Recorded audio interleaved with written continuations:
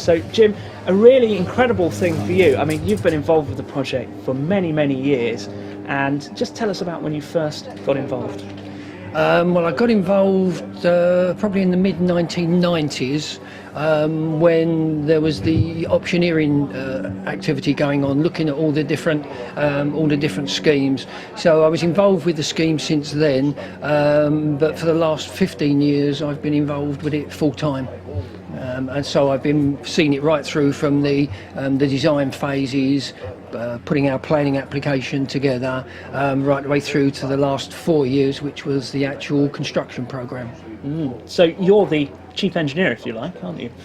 Effectively, you could say that. Yes. Yeah. So, and it's a huge part of your career in life. You've been out to New Orleans to speak at dam conferences, haven't you? In terms of how you've managed construction here. Yeah, I was fortunate enough because of the history of the dam. It was built, as you probably know, just before the Second World War, and there was a slight hiccup when they constructed it. So when we wanted to enlarge it, we had to be particularly careful in the way we approached the design, etc. And a lot of work and time went into it, and it was probably the main part and the most intricate part of the whole scheme, which went very successfully. And yes, fortunately enough, I was asked to go out to New Orleans and speak to the United States Society of Dams about the work we'd done here. And that was looking at some of the way you mitigated the impacts for wildlife and how you managed the works around that, wasn't it? Yes, it was to do with the wildlife aspects, the actual construction elements, how we dealt with the logistics of a site that is fairly remote in terms of a highway network. So how we managed large traffic movements in and out of the site, minimising the impact on the local communities to the point where we did have a stage where when we started work, some of the locals even said, well, we didn't realise you'd started. So, it's been a success story all the way through. Absolutely. Let's just break it down for those people who aren't so familiar with the Abberton scheme. Just take us through what the Abberton scheme encompasses in terms of the basic kind of works. It's not just the enlargement of the reservoir. No, the reservoir is by far the largest part of it, but it's only one part of the whole scheme. The whole scheme includes bringing water down from up near the Wash from a place called Denver. So we're looking at rainfall that is on the Bedford area that runs off into the Great Ouse and then is diverted at Denver into a series of man-made rivers, channels and tunnels, and using natural rivers to bring it down into the Essex area to support the two large reservoirs in Essex. The actual scheme was to vary the licence at Denver, the amount of water we could abstract, and then to improve the transfer scheme. That meant enlarging an existing pumping station, building two sections of 16 kilometres, 32 kilometres in total, of 1200mm welded steel pipeline, building a brand new pumping station on the River Stour at a place called Wormingford to abstract the water, and then bringing it across here into the reservoir itself and then enlarging the reservoir, both from an engineering point of view and an enhancement of the biodiversity and the wildlife. I think people will be quite surprised to hear that water in Abberton Reservoir comes from such a long way away, potentially. But just sort of tell us about some of the challenges with those pipelines, because you had to actually drill under the A12 trunk road in Essex and the main Norwich to London railway, didn't you? Yes, indeed. As I said, there were two sections. The first one of 16 kilometres at the top end, where we used the headwaters of the River Stour. It's a very small, narrow river that meanders through some very picturesque villages.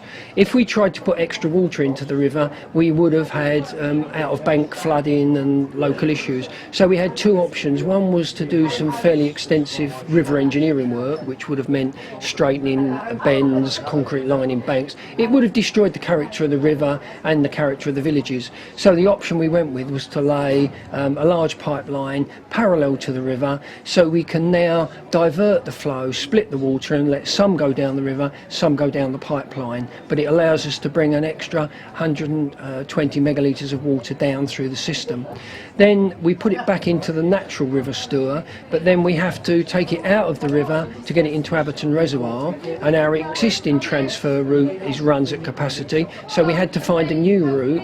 So we came round the west of Colchester and we found a site at Wormingford where we built a river abstraction pumping station, and then we laid a pipeline round west of Colchester through Fordham, and then we crossed the A12 and the East Coast Rail Line where they run parallel at Stanway, and we had to go under both, and we did that by tunnelling under. So the tunnel is 20 metres below the surface, and it runs for 150 metres under both the A12 and the rail line, and it's 150 millimetres diameter. We then slotted our 1500 and then we slotted our 1200 millimetre pipe through the tunnel, and then we concreted it all in, so it's one solid body, so it will never move and there'll never be any problems. And then the pipeline comes down and discharges into the reservoir itself.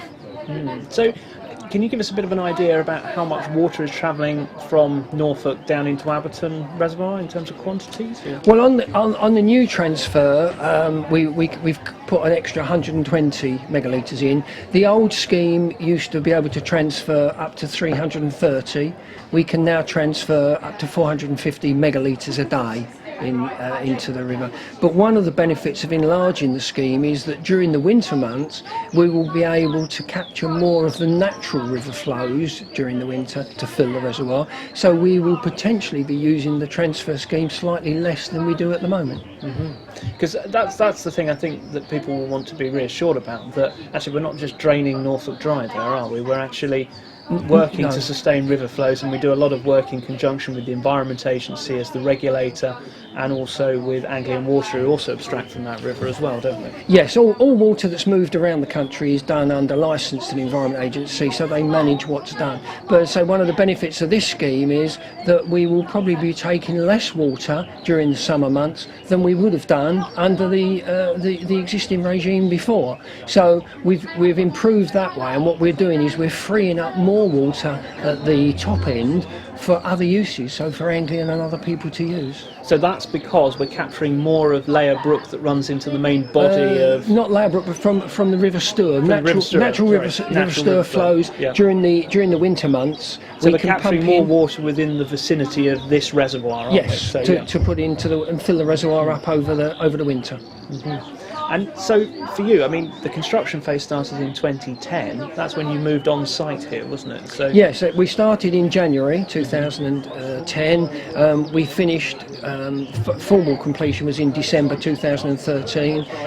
So I spent the whole of that 4 years on the site here. But that wasn't only the reservoir construction. During that period, we laid the pipeline, we built Wormingford pumping station, and we enlarged Kennet pumping station. So we had 4 separate projects all running in parallel through that 4-year period.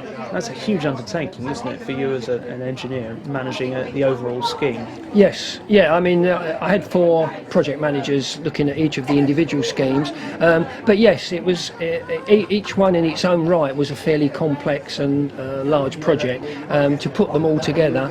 And if you took it from end to end, we were looking at, you could almost say, a construction site of 150 kilometres long. Over the whole scheme.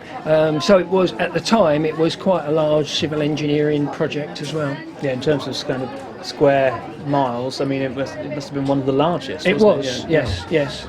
So for you, is this the biggest project you've ever worked on? Yes, although I was fortunate enough back in the early 90s, I worked in Australia for a while, and I worked on a new treatment works there, and that was a 3,000 megalitre a day treatment works. That was a £250 million contract back in the early 90s, so that was quite sizable, but slightly different. Just to give us some context, what's the megalitre per day of the Layer treatment works which services this reservoir? Layer treatment works is 145. Prospect in Sydney is 3,000. Wow, So that's it's a lot of water, isn't it? bigger, Yeah, a little bit yes. bigger, yes. Yeah. Wow, that's the thing. Because you're retiring at the end of this month, aren't you? So Yes, indeed, Will yeah. you still be sort of involved in kind of consulting on large major infrastructure projects in the UK? and It things, depends or if anyone wants me. Yeah, I'll leave my details. No, seriously. I mean, yes, although I'm retiring from the company, a lot of me says because of the experience and knowledge I've got, I'd like to keep my hand in by doing something, but I don't quite know what at the moment. Because is that something that we perhaps don't do in the UK here enough of, which is either enlarge existing reservoirs or build more reservoirs? Oh, this is the only reservoir work that's been done since the 60s. I think it was. I'm not sure whether it was. It must have been since '82 because Kilda opened in '82, didn't it? Oh, sorry, yeah, Kilda Kilda opened in '82. Yeah, I was thinking of enlargements and work. There was Road Bridge and Carsington had problems before that. But yeah, so it's probably 30 plus years since reservoir work has been done, and there are a couple of others that are being talked about, but nothing really on the horizon at the moment. And is that because of the planning process, do you think, that slows down large infrastructure projects? Certainly has an impact. It's cost, it's planning. I mean, we were 10 years plus in the planning for this project. So, 20 years plus from start to finish on a project is a long time, but that's the same with all projects in the UK. And of course, for you, you're also part of some of the other aspects of the Abberton Reservoir project, which is things like the Abberton Rural Skills Training Programme. You sit on the board of that, and also the Abberton Community Fund as well. So just give us a bit of an overview of those two specifics. Well, right from the onset of the project, we decided that we wanted to involve local communities because they were going to be affected by the project. So we set up the Abberton Liaison Group in the early days, which consisted of parish councils, borough councils, county councils, RSPB, Country Landowners Association, Ramblers, etc. Lots of groups. And the idea was to bring them on board with what we were thinking, so nothing would come as a surprise. We'd tell them what we were doing, what we were planning, how it was developing, and that greatly helped when we went through the planning stage because people knew what it was all about.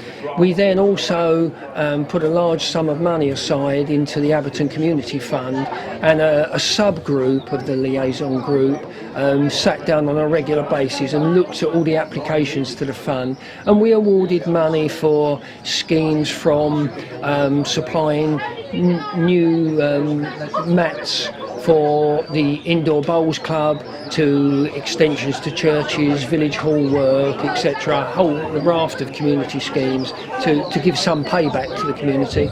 We also constructed a new footpath right the way through Layer Village, so the school children, for the first time a couple of years ago, were able to walk from the school down to the church to celebrate Harvest Festival without having to walk in the road. With regard to the Abberton Rural Training, as part of our Section 106 commitment, That's an agreement between local authorities and that's a planning gain section in the planning law. We put a series of money aside, an amount of money aside, to set up or to investigate and set up a training establishment in rural skills, and that has resulted in the setting up of Abberton Rural Training, which looks at rural skills, particularly aimed at young people that are finding it difficult to get into work or to develop training. We've had a very successful first year. We've had a group of youngsters that have gone through some basic land skills training, resulting in a number of them getting full-time work. A couple of them have actually gone off and set up their own business. Some of them have got promises of work. So it's been a great success story in there. And as well as running a series of short courses in rural crafts, so wood turning, wall crafts, this sort of thing for the local community. So we're hoping that will go from strength to strength and be self-sufficient in its own right in a year or two. It's a fabulous legacy from this project. Yes, it is. Yeah. Jim Jenkins is with me, who's the Abberton Scheme Programme Manager. He's overseen most of the construction work and a lot of the planning stages as well. We're going to hopefully bring you the speeches very, very shortly, so hopefully the team is working on that right now. But Jim, just to give us a bit of a flavour, it was constructed in the 1930s, 1936, original construction work started on this reservoir, and you've written a a short history, haven't you? A leaflet. Yes, yes, 1936 to 39. So it was substantially complete and partially filled just before the start of the Second World War. There was some minor work to do on the pumping station, which was completed in 1942. And then during the war, the Ministry of Defence were worried that if we were invaded on a moonlit night, it would form a nice landing strip for seaplanes. So they strung 312 mines out across the reservoir. One of which we've still got at the treatment works, but it has no explosive in it, fortunately enough. And then the dam busters used the reservoir for a series of practice runs when they were setting up the dam busters raids on the Mona Valley, and particularly the Erda Dam, where they didn't actually use the main dam, they used the B1026 causeway because the topography most represented the Erda Dam that they were running on. Now you mentioned the B1026 causeway there. That was a really interesting part of the project. You had to move the road to a new location, didn't you? Yes, indeed. Because we used natural contours for the edge of the reservoir, we filled it to the 21 metre above Ordnance Datum contour line, and that actually runs out across what was the old B1026 road. So as part of the scheme, we had just over 2 kilometres of new road to lay to bring it out in more of an arc towards the west. And if you travel along that road today, you'll see you run very close to the top water level of the reservoir. And also along that road, we've actually put a surfaced footpath in again, so people can walk a greater distance from Layer Village down past this wildlife centre and on to School Lane. Now, for you personally, this is the culmination of years of work. How does it feel to be here today, listening to Sir David Attenborough? Well, for me, this is the culmination of a career, if you like, in the water industry. And yes, I'm retiring at the end of this month, and I'm actually going out on a high. I think if somebody said to me, "What would you want to do next?" my answer would be, if I stay within the industry, I'd want to do another reservoir. But that's not going to happen. So now is a good time for me to go when I'm at the climax, as it were. And what did you make of Sir David's speech? Did you enjoy listening to it? Very much. I mean, he comes across very natural but very sincere. And obviously his wealth of knowledge about all aspects of the environment actually comes across in what he says.